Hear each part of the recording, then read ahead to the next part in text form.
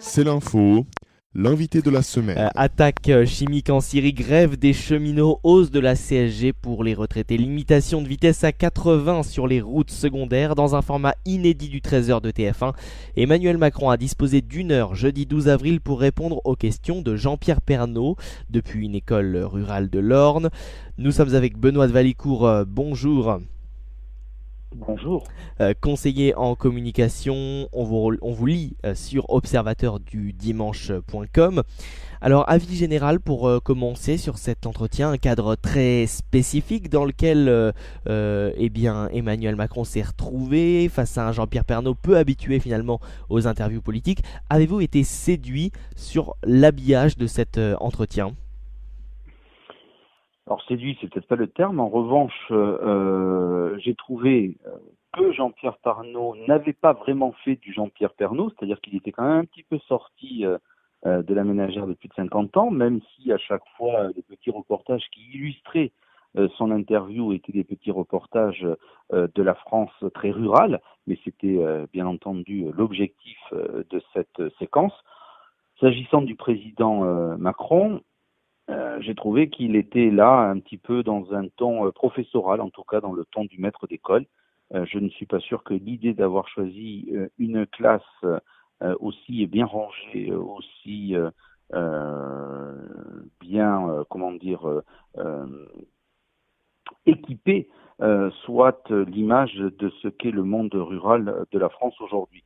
Alors, il a donné des explications et peut-être qu'il lui fallait pour ça le cadre d'une classe pour expliquer et pour répéter, c'est-à-dire qu'il a voulu faire de la pédagogie, ce qui manque cruellement à son gouvernement.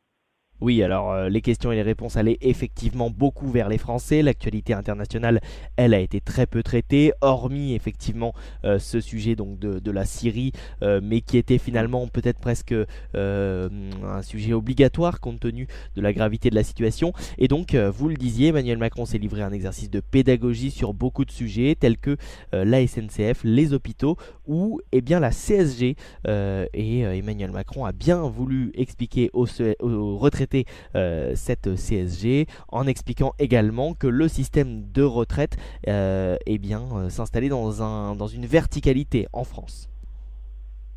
Alors pour le coup, c'est sans doute le moment où il a été le plus convaincant.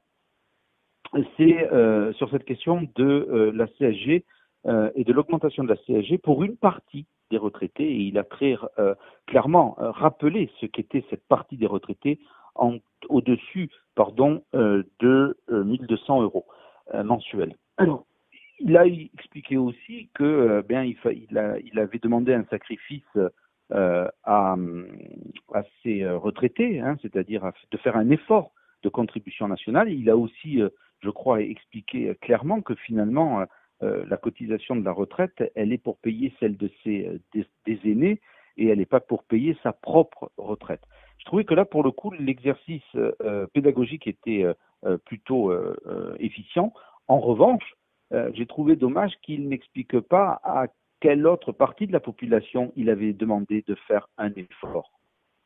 Et peut-être il était souhaitable qu'il dise « ben oui, mais je n'ai pas demandé qu'aux retraités ». Alors, interrogé sur la... Du coup, on a un peu le sentiment que les retraités ont été les seuls à devoir mettre la main au portefeuille. Oui, mais alors finalement, alors que ce soit dans cet extrait-là ou dans d'autres extraits, il y avait un petit côté un peu Nicolas Sarkozy derrière Emmanuel Macron.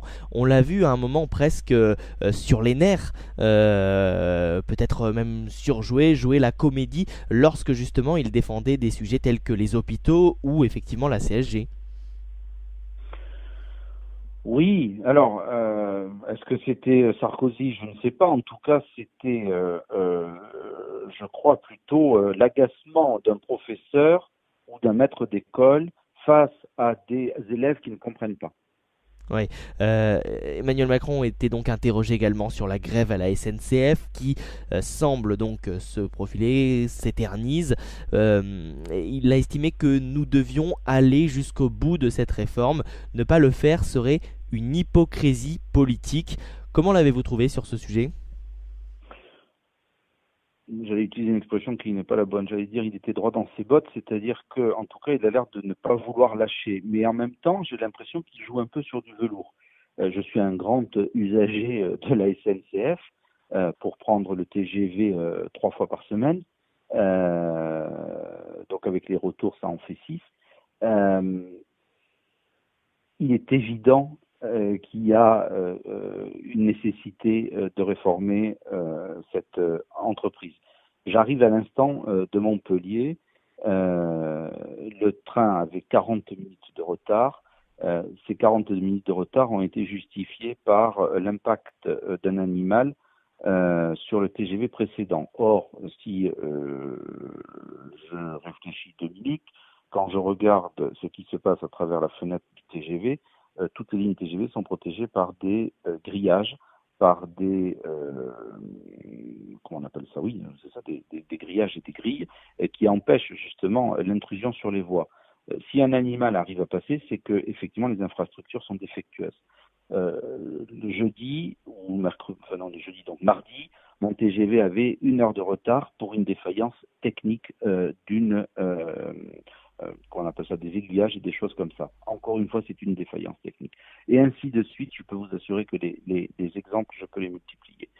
Donc quand il dit qu'effectivement, ce serait une hypocrisie politique de ne pas aller jusqu'au bout, il a raison. Et en même temps, j'ai l'impression qu'il est de plus en plus soutenu par la population, c'est-à-dire par tous ces usagers qui ne comprennent pas finalement cette grève absurde des cheminots et qui ne supportent pas l'idée d'être tous les 3 jours pris en otage et de ne pas pouvoir travailler normalement. Parce que finalement, tous ceux qui sont victimes de la grève des cheminots sont des gens qui, eux, ne peuvent pas faire grève. C'est-à-dire sont des gens du privé, qui, pour la majorité, qui vont prendre le train le matin pour aller bosser. Et eux, ils ne font pas grève. Emmanuel Macron est également revenu sur les 80 km/h en déclarant que la mesure allait être partiellement mise en place en juillet et que si dans les 2 prochaines années la mortalité ne baissait pas, eh bien ce sujet serait clos et les 80 km/h seraient abandonnés. Finalement là, on n'a pas un peu l'impression que Emmanuel Macron recule sur ce sujet, mais pas totalement parce qu'il souhaite rester, comme vous le disiez, droit dans ses bottes? Oui, bon là pour le coup, si l'autre sujet, c'est-à-dire la SNCF n'est pas allée jusqu'au bout, aurait été une hypocrisie politique, là l'histoire des 2 ans est une véritable hypocrisie politique. C'est-à-dire que c'est du grand Macron, c'est-à-dire en même temps. En même temps, je ne veux pas être un hypocrite politique et en même temps, je suis un hypocrite politique. L'histoire des 80 km/h, effectivement, si c'est une bonne mesure, je ne suis pas qualifié pour dire si oui ou non à 80 km/h il y a moins d'accidents et il y a donc moins de morts sur les routes. Si en tout cas c'est comme ça que l'on doit réduire le nombre de morts, il n'y a pas de question à se poser de savoir si on fait un test ou pas un test. Alors, je pense que les études ont dû être faites préalablement. Il y a eu des départements qui ont été des départements de test. Soit effectivement on s'est rendu compte que ça avait un impact, soit ça n'en a pas. Il faut arrêter de prendre les gens pour des idiots en disant qu'on fait une comment on appelle ça, un test grandeur nature sur 2 ans. Vous savez, c'est comme l'histoire de la vignette qui avait été instaurée pour venir en aide des personnes âgées.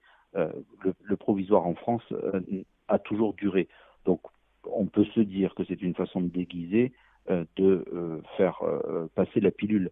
Au bout de 2 ans, tout le monde aura oublié l'histoire des 80 km/h. Et au bout de 2 ans, les 80 km/h se seront imposés dans le paysage routier français. Et puis, on n'en parlera plus.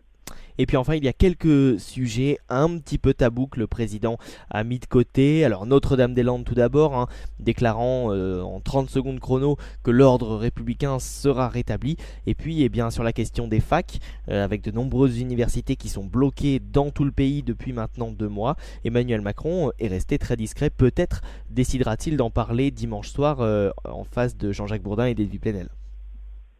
Peut-être. Alors effectivement sur les facultés, en revanche, moi j'ai trouvé qu'il avait été très peu loquace en disant d'ailleurs en sous-estimant même en minimisant le problème. Il disait non mais il y a pratiquement aucune faculté qui sont occupées. je ne sais pas si vous avez entendu, alors que Jean-Pierre Pernaut lui disait qu'il y avait quand même un grand nombre de facultés qui étaient occupées. Il n'a pas voulu traiter le sujet, et peut-être parce que ce sujet est loin de la priorité de ceux à qui il s'adressait ce midi, enfin du moins à 13h, pardon. Il s'est adressé à qui à 13h? Il s'est adressé à cette France rurale. Il s'est adressé à cette France rurale, parfois même âgée. Et il s'est adressé à des gens qui ne sont pas concernés par la question de l'université. Donc c'était pas le sujet pour lui. Et n'en déplaise d'ailleurs au président Macron quand il dit qu'il n'y a pas d'opposition entre la France des villes et la France des champs. Si, il y a une opposition entre la France des villes et la France des champs. Preuve en est, il est allé dans les champs pour parler à cette France-là. Donc oui, il y a une opposition, bien entendu qu'il y a une opposition. D'ailleurs, il a lui-même montré cette opposition. Quant à la question des zadistes, encore une fois, ça n'a pas été une priorité parce que c'est un sujet finalement, j'allais dire, de bobo. C'est un sujet, c'est un épiphénomène finalement dans notre société, ces zadistes. Ils représentent très peu de choses. Donc quand il dit que l'ordre républicain doit être restauré, il le dit avec la plus grande fermeté, qui est son rôle. A priori, de toute façon, les militaires font le job. Là où il m'a semblé être un peu bienveillant vis-à-vis de cette population de zadistes, c'est quand il dit maintenant la préfète de ce département va étudier la possibilité d'aménagement de fermes dans le cadre de la légalité. Donc il ne ferme pas tout à fait la porte aux zadistes. Il ne leur ferme pas tout à fait la porte. C'est assez curieux. Je pense qu'il a trop en mémoire les actes manqués finalement quand il y a eu des occupations par des zadistes et les violences qui s'en suivent et la mort de celui sur le barrage de Cervin il y a quelque temps. Donc je pense que c'est un sujet sensible par la violence que cela peut entraîner et l'éventualité de blessés, de graves blessés, voire de morts. Et c'est sans doute ça qui gêne l'exécutif. Alors Emmanuel Macron s'adressait donc ce jeudi à la France rurale. À qui s'adressera-t-il dimanche soir à 20h30 sur BFM TV face donc à Jean-Jacques Bourdin et à Edoui Plenel, fondateur de Mediapart, à la France des villes? Ce serait peut-être un peu la caricature la plus extrême que l'on pourrait faire. Ce serait peut-être la caricature la plus extrême, mais il s'adressera en même temps à la France des villes, mais aussi à la France de la périphérie, la France des petites villes aussi, enfin des villes moyennes, à cette France, on va dire, plutôt urbaine et périurbaine. C'est à cette France-là qu'il va s'adresser. Et puis il va s'adresser, ça c'est pour le côté Bourdin, et puis il va s'adresser à la France, à la France suspicieuse, à la France qui n'est pas de son côté, à la France qui critique, à la France qui aime la bagarre. C'est celle de Mediapart, celle qui suit Mediapart. Alors, moi, je pense qu'il faut qu'on relativise bien entendu l'impact d'un Mediapart dans l'opinion publique. Je pense que Bourdin a plus d'écoute. Mediapart a de l'écoute à chaque fois qu'ils font le buzz. Donc, j'imagine que pour que Edoui Plenel puisse intéresser son auditoire, il va falloir qu'il crée le buzz face au président. S'il ne crée pas le buzz, il ne se passera rien d'intéressant pour son auditoire. Inévitablement, il s'adressera à cette France-là. Peut-être qu'Edoui Plenel a l'impression qu'il sera l'ambassadeur ou le porte-parole d'une France dite intellectuelle face au président de la République. Oui, alors si tel est le cas, on peut dire que ça promet donc pour une interview de plus de 2 heures qui aura lieu dimanche soir. Merci beaucoup Benoît de Valicourt d'avoir été notre invité, conseiller en communication, observateur du dimanche.com. Merci, à bientôt.